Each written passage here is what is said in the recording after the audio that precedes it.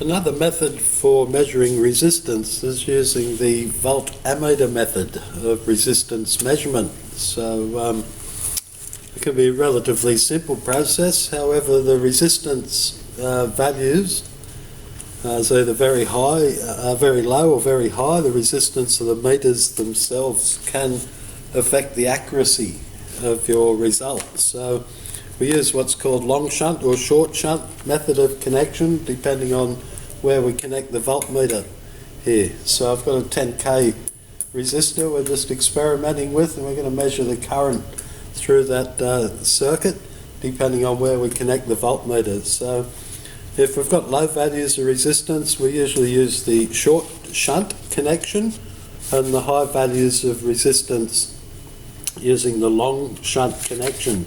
So for example, if with the short shunt connection, see in that little example there, we've got a voltmeter directly connected across the load resistance, in this case a 10k, depending on input resistance, impedance if you like, or resistance of the meter.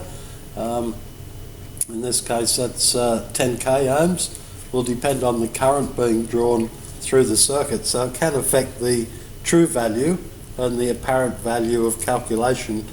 For long shunt connections, for high values of resistance, you can see the voltmeter basically comes to the other side of the ammeter, straight across the supply, so there's no current path for an additional current to be measured by the ammeter in order to affect your circuit readings.